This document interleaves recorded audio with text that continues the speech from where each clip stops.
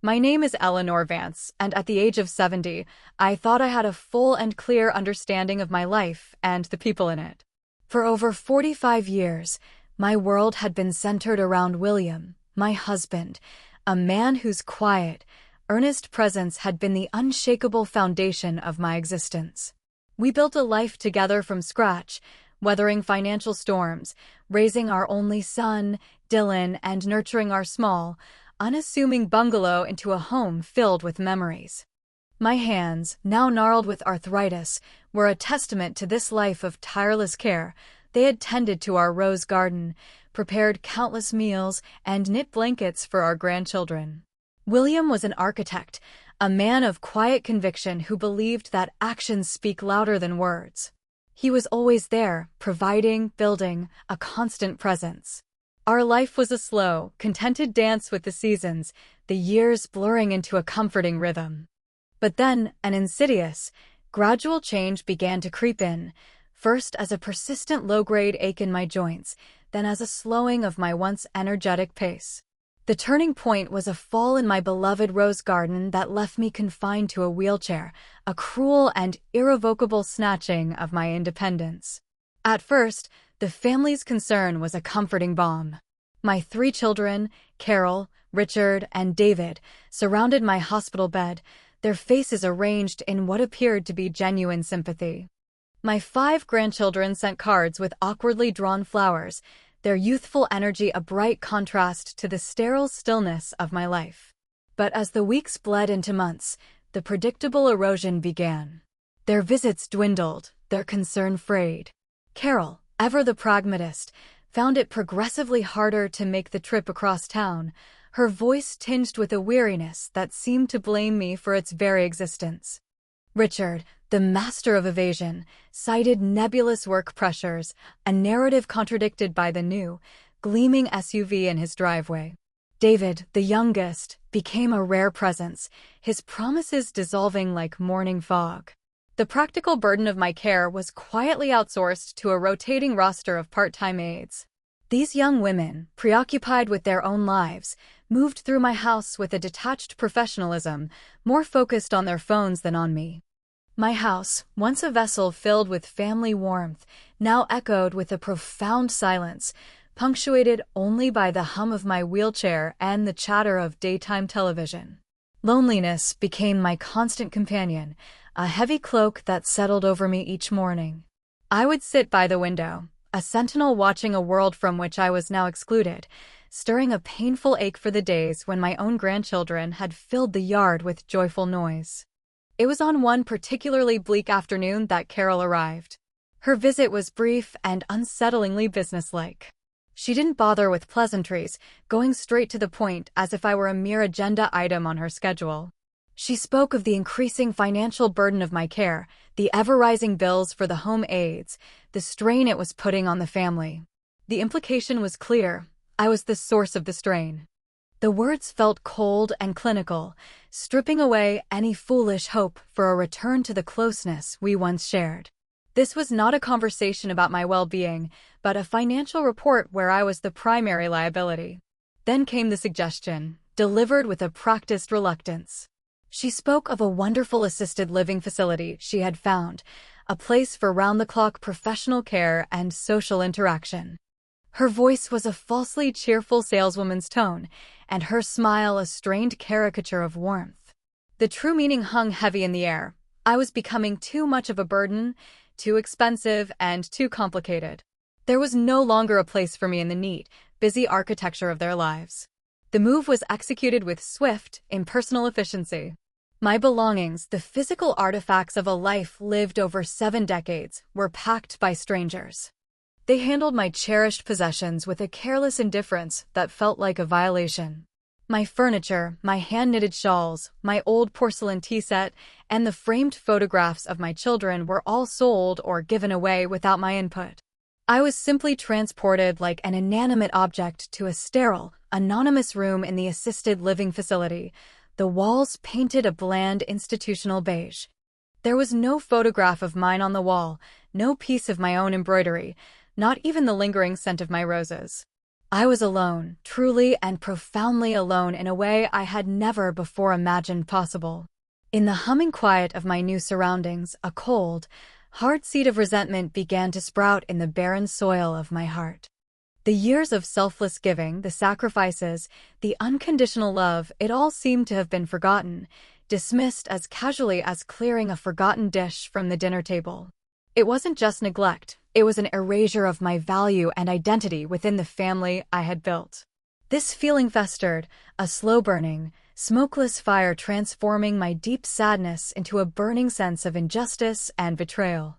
The family I had dedicated my life to had cast me aside, not out of dire necessity, but out of simple, stark convenience. I had ceased to be useful, and so I had been discarded. One sleepless night, staring at the ceiling and listening to the monotonous hum of the hallway lights, a new clarity cut through the fog of my grief. The years of being the selfless matriarch, the ever-forgiving grandma, were over. A new chapter was beginning, one in which I would, for the first time in my life, put myself first. And if that meant a small, quiet reckoning along the way, then so be it. My heart, once soft and pliable as rising dough, now seemed to have been forged from steel. The next morning, with the first faint gray rays of dawn piercing through the cheap vinyl blinds, I requested a meeting with Mrs. Davidson, the facilities administrator. I spoke calmly, with a firmness that surprised even myself, inquiring about my legal options and the procedure for updating my last will and testament. Mrs. Davidson, accustomed to the requests of her residents, patiently explained the process and provided me with the name of a local lawyer who made visits to the facility. I listened intently, my mind already formulating a plan, each step carefully considered, a new and unfamiliar sensation of cold purpose spreading through me. A few days later, Mr. Abernathy, a man known for his discretion and meticulous attention to detail, arrived. He was exactly what I needed, a lawyer who did not ask unnecessary questions. I felt, to my own surprise, remarkably confident. My gnarled, arthritic hands rested on the arms of my wheelchair with a surprising steadiness as I laid out my wishes to him in a clear, unwavering voice. I wanted to completely rewrite my will. Mr. Abernathy listened without judgment, his gold-nibbed pen scratching quietly against the thick paper of his legal pad, noting my instructions without prying into my motives. He seemed to sense a deep-seated, immovable resolve in his elderly client and respected her right to silence. The process took several weeks, becoming the new focus of my days. I meticulously reviewed each draft of the document, my eyes scanning the dense legal jargon with a newfound, intense focus. I made several amendments, each one a small, deliberate step in my evolving plan. With each signature I placed on the preliminary documents, I felt a surge of power, a sense of control returning to me. It was a sensation I had not felt in a very long time, and I found that I liked it. Throughout this period, my family remained largely absent, their silence a confirming echo of my decision. A brief, perfunctory phone call from Richard on my birthday was the only contact I had. He sounded distracted, eager to get off the line. His hollow, rushed well wishes only served to solidify my resolve. They would learn that Agnes Mayhew was not a person to be so easily dismissed and forgotten. They would learn that beneath the frail, compliant exterior they had so carelessly warehoused, something else entirely could be hidden. Finally, the day came when the new will was finalized. It was signed, witnessed by Mrs. Davidson and a nurse, notarized, and now legally binding. I felt a quiet, profound satisfaction, a small but firm surge of control returning to my life. I was once again the master of my own destiny, a sovereign of my own small, quiet kingdom. The contents of the will remained my secret, a document locked away in Mr. Abernathy's safe. It was my ace in the hole, an unplayed card that no one else knew I held. Life in the assisted living facility settled into its predictable, monotonous routine. I participated in the scheduled activities with a placid, compliant demeanor, the morning chair exercises, the endless games of bingo, the afternoon screenings of old movies I had seen 100 times before.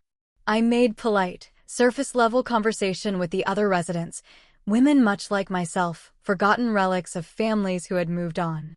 I endured the often patronizing cheerfulness of the staff, their smiles and words as mechanical and prepackaged as the bland food they served. But beneath this placid surface, a subtle but profound shift had occurred. The former Agnes, the gentle, ever-giving, soft-hearted woman, was gone. Her place had been taken by a woman with a core of steel and a carefully guarded secret. I was no longer soft clay to be molded by the hands of others. I began to pay closer attention to my finances. For decades, I had practiced a quiet, unassuming frugality. While my children saw only a woman who scrimped and saved, I had been methodically and intelligently investing. A small inheritance from my own mother in the 1970s, a few well-chosen stocks, years of diverting small amounts from my husband's pension, it had all been managed quietly, without fanfare. Over 50 years, these small streams had converged into a substantial river, a fortune far greater than my family could have ever imagined. I had always lived simply, my focus on providing for their wants rather than indulging in any luxuries for myself. Every saved penny, every shrewdly purchased stock was a brick in the invisible financial empire I had built. No one, absolutely no one, suspected its existence. The full realization of my own financial independence brought a quiet, barely perceptible smile to my lips. They thought I was a helpless old woman, a financial drain, entirely dependent on their grudging charity. They believed I was just another useless burden to be managed and eventually written off. In reality, they were the ones who were in for a rude awakening. This knowledge was a warm secret blanket on a cold night. As the months passed, I began to subtly, almost imperceptibly, widen the distance between myself and my family. When they called, which became rarer and rarer, I did not always return their calls immediately. My answers to their perfunctory questions about my health became brief and noncommittal. I offered no explanations or apologies. I simply created a quiet, echoing void that mirrored the emotional chasm they had created first. The holidays approached, a time I had once orchestrated with the precision of a symphony conductor. My house had always been the festive heart of the family, but this year I made no effort. When Carol called to inquire about my Christmas plans, I simply stated calmly that I would be staying at the facility. The surprised disappointment in her voice was palpable, but I felt nothing, no guilt, no regret, not even a fleeting wisp of sadness, only emptiness. The day of reckoning was drawing nearer, though my family remained blissfully, arrogantly unaware. I continued my quiet routine, a ghost in the machine of the facility. The secret of my altered will and my substantial fortune was a silent, coiled power I now possessed. I knew the time would come when they would be forced to realize the enormity of their mistake, the profound depth of their callousness. And when that day arrived, Agnes Mayhew would be ready. The long, thankless years of being the unseen, unappreciated cornerstone of their lives were finally over. The game, I knew, was far from over, and I awaited the final play with a cold, patient calm. The day I had been waiting for arrived with a sense of inevitability, much like how autumn succeeds summer. This was the day when the final, carefully crafted piece of my plan would fall into place. This wasn't a cry for help they ignored, nor tears they failed to wipe away. This was a quiet, methodical strike they never expected. My health, as anticipated, had continued its slow, steady decline. This wasn't a deception. I simply allowed nature to take its course, refusing certain interventions and embracing passive descent. My growing silence and frailty only reinforced their perception of me as a weak, decrepit old woman on the verge of senility. They saw only the fading shell, never noticing the sharp mind that still worked like a well-oiled machine within. On one ordinary Thursday, my children were summoned. Carol, Richard, and even the elusive David were invited by Mr. Abernathy to a very important family meeting regarding my estate. They arrived at the lawyer's downtown office with expressions of mild annoyance, viewing it as another tedious obligation. I imagine they expected another discussion about the mounting costs of my care, or perhaps some legal formality related to the future sale of my small house, a property they had already mentally sold and divided the proceeds of. They sat in the plush, uncomfortable chairs in the conference room, their faces a mixture of boredom and impatience. Mr. Abernathy, as always, was impeccably professional. He spoke in a low, even tone, explaining the procedure for the meeting. I sat beside him at the head of the long, polished table, my wheelchair a silent, metallic throne. I kept my eyes closed, feigning exhaustion, a tactic I had perfected over the past year. No one paid me much attention. Their eyes were fixed on the lawyer. Mr. Abernathy began, turning the first page of a thick, bound document before him. As you know, he stated, I, Agnes Mayhew, recently made significant changes to my last will and testament, and in accordance with my instructions, we are gathered today to read it. A slight flicker of surprise mixed with irritation crossed my children's faces. Changes? Carol repeated, her brows slightly furrowed. But Mom never said anything.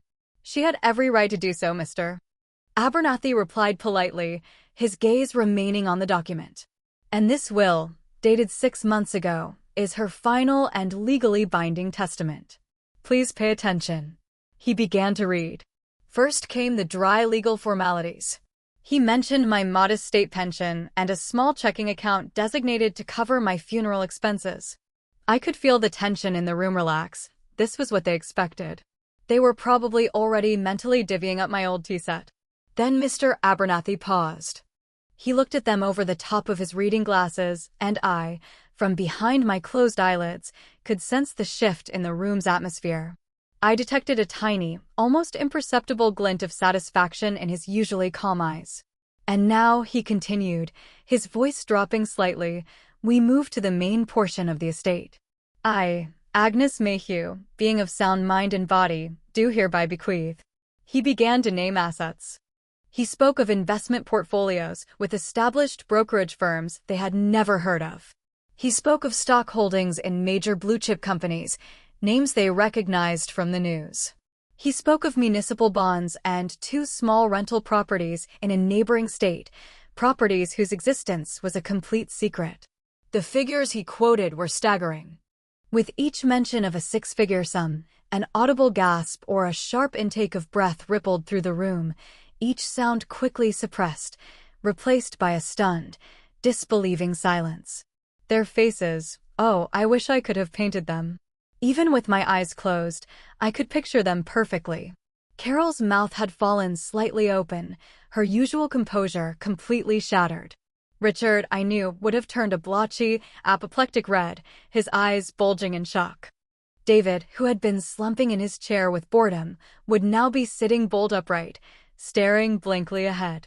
Millions of dollars, not hundreds of thousands, millions. Mr. Abernathy continued in an even voice, the total taxable estate belonging to me, Agnes Mayhew, amounts to $8,743,200. 40-inch. The room fell into a deathly, profound silence. It was a silence so absolute that I could hear the faint hum of the building's ventilation system. It was the sound of their shock, their greed, their utter disbelief. But this is impossible, Carol finally whispered, her voice weak and trembling. Mom, she always said she barely made ends meet. She used coupons. Indeed, Mr. Abernathy said, and this time I was certain I detected a slight, almost imperceptible smirk in his voice. I was always very frugal and remarkably farsighted in my investments, he read from the document. I preferred to maintain my privacy on the matter. Then he moved to the core of it, to the very heart of the reason we were all gathered in that room. He turned another page. According to my will, he continued, the entire sum of $8,743,200. 40 is to be bequeathed to a collection of charitable organizations. Specifically, he read, 50% to a foundation that assists the elderly living in poverty and combating loneliness, and 50% to programs that support young military veterans so that they may never have to experience abandonment after their service. I felt their eyes turn to me. Even with my eyelids shut, I could feel the intense, burning heat of their stares. I pictured their faces, shock turning to confusion, then to dawning, horrified realization, and finally to pure, unadulterated fury. Furthermore, Mr. Abernathy added, his voice now holding the solemn finality of a judge delivering a sentence. I have left each of you, my children, Carol, Richard, and David, the sum of $1 as a token of your being mentioned in the will and to prevent any legal contest.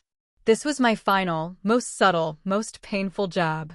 $1, a symbol of their complete and utter disregard, a monetary valuation of their abandonment. The silence that followed this pronouncement was far louder than any scream. I knew in that moment that they finally understood. They understood what they had lost. They understood that their mother, whom they considered a burden, was actually a hidden treasure they had carelessly, thoughtlessly thrown away. I opened my eyes. Their faces were contorted masks of rage, resentment, and a raw, gaping sense of betrayal. All the emotions I had silently endured in my beige room were now reflected back at me from their faces. And in that moment, looking at them, I felt neither triumph nor schadenfreude, only a deep, all-encompassing calm. Justice had been served. My revenge was not cruel, it was merely a mirror reflecting their own actions back at them with perfect, crystalline clarity. I quietly pressed the button on the control stick of my wheelchair. With a soft whir, I began to move away from the table where my children sat, frozen in their shock. They started to speak, to sputter, but the words caught in their throats, strangled by the sheer magnitude of what had just happened. Their eyes, once so indifferent, were now filled with a terrible, belated understanding. The understanding of a lost fortune, and perhaps more importantly, a lost mother whom they had so easily, so conveniently written off. I rolled out of the office, leaving them to deal with the consequences of their own decisions. The heavy oak door clicked shut behind me, cutting off the sounds of their brewing discontent. Outside, in the marble-floored lobby, the world continued on its axis. The sun was shining through the tall windows, and I, Agnes Mayhew, finally felt truly free. My story didn't end as they had written it. It ended on my terms. After the climactic meeting, I did not go back to the assisted living facility. I called a taxi from the lobby and directed the driver to a small but exclusive hotel downtown, a place where no one would think to look for a woman who was supposedly financially dependent on her children. I needed a place to think, to decompress, and to plan my next steps. For 3 days, I lived in luxurious solitude, surrounded by white linen, fresh flowers, and the impeccable service of the hotel staff. I ordered room service, read books, and for the first time in years, felt a profound sense of peace. The phone calls and messages from my children began almost immediately. At first, they were frantic and confused. "Mom, what did you do? This is some kind of joke, right?" Then, as the news of the will spread, their tone changed. It became a mixture of anger, disbelief, and desperate attempts at reconciliation. "Mom, we need to talk. We can fix this. How can you do this to your own children?" I ignored every one of them. My revenge wasn't about their apology. It was about my dignity. I called Mr. Abernathy from the hotel and informed him of my decision to leave the facility. "I'll be in touch with you about my future plans," I told him. "I'm sure you will, Mrs. Mayhew," he replied, a hint of admiration in his voice. "I'll have my assistant start looking for a real estate agent for you." "An agent?" I was surprised. "A professional who can find you a new place to live, a suitable and independent home. You're a rich woman now, Mrs. Mayhew. You deserve to live like one." His words hit me like a revelation. I had been so focused on the revenge, on the restitution of my dignity, that I hadn't even thought about the future. My future. I began making plans. With a small portion of my newfound fortune, I purchased a beautiful, 2-story house in a peaceful, vibrant neighborhood, a place with a wide veranda and a sprawling rose garden. It wasn't the house from my past, but it was a home I chose and paid for with my own money, a place where I could truly be myself. I hired a full-time caretaker, not a cold and detached professional, but a compassionate, elderly woman who I paid a generous salary, a woman who treated me with respect and kindness. One day, while I was sitting on my new veranda, sipping tea and watching the birds in the garden, a message came through from Tula, my granddaughter. "Grandma, I need to see you. I want to leave. They're all fighting." It's horrible. My heart clenched. Despite everything, I still had a family. I wrote back immediately. Of course, sweetheart. Come to my new place. I'll send you the address. A few hours later, Tula arrived. She was disheveled and clearly exhausted. She burst into tears as soon as she saw me, and I embraced her. I don't understand, Grandma. How could they do this? How could my dad just let her? We sat together on the veranda, and I told her the whole story, every detail of the betrayal, every piece of evidence, every step of my plan. I did not sugarcoat anything. She listened silently, her face a mask of shock and sorrow. When I finished, she was silent for a long time. I'm so sorry, Grandma. I'm so sorry we were so blind. It's not your fault, my dear, I said softly. You're just a child. You deserve better. Tula decided to stay with me for a few days, and those were some of the most precious days I had experienced in a long time. She helped me with the garden, cooked with me, and we just sat and talked for hours, just like old times. I finally felt that I was a mother, a grandmother again, but on my own terms. One evening, as we were watching the sunset from the veranda, Tula asked me, "What's going to happen now, Grandma? With Dad and Mom?" I sighed. I don't know, my dear. It's up to them now. They have to decide what kind of people they want to be. My son, David, came by the next day alone. He looked lost and exhausted.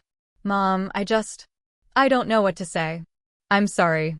I'm so sorry. I understand, I said calmly. But sorry for what, David?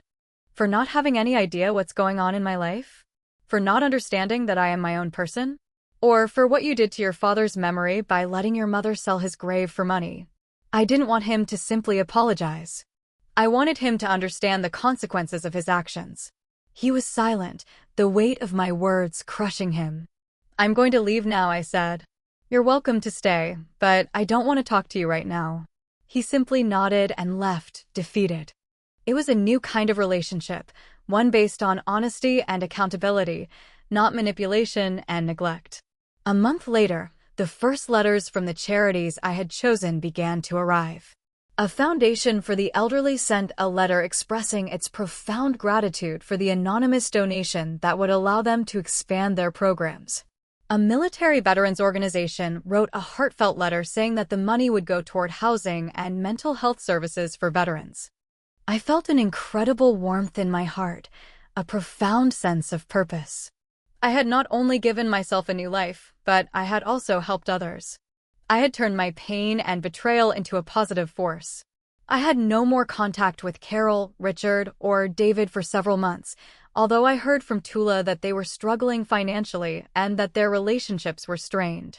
I did not feel any satisfaction. I just felt a deep sadness for what could have been. I had not wanted to destroy my family. I had wanted them to finally see me, to recognize me as a human being with my own feelings and my own rights, but they were so blinded by their greed and arrogance that they were not able to. One evening, my son Richard came by, also alone. He looked broken. Mom, I'm here to say that I'm sorry. Not for the money. Not because I lost an inheritance. But because I lost my mother. I lost you. His words sounded sincere. It's never too late to try again, I said softly, opening my arms to him. Just not for my money. He nodded silently. I never became close to my children again, but a small, fragile bridge was built between us, one based not on expectations, but on a flicker of hope and a mutual understanding that things could never be the same again. My relationship with Tula, however, blossomed. She moved in with me and started a new school. We spent hours in the garden, planting new roses and tending to the old ones. One day, we were standing in the garden by the grave of my husband. Grandma, why didn't you put Grandpa's ashes in an urn or a beautiful vase? Because that's not what he wanted, I replied. He wanted to be scattered here, where he could be with the flowers he loved so much. And I knew that no one would dare to touch a place that was sacred to me. Tula nodded thoughtfully. I live a full life now. I travel, read, paint, and volunteer at a local library. I finally have the time and the money to do all the things I'd always wanted to do but never had time for. My story is not a story of a woman who lost everything, but a story of a woman who found herself again. I found my dignity, my strength, and my voice. And my revenge? It was not just about the money. It was about showing them and myself that I was not a weak, helpless old woman, but a force to be reckoned with. And that my mad plan was the most rational thing I had ever done in my life. And I was happy, truly happy.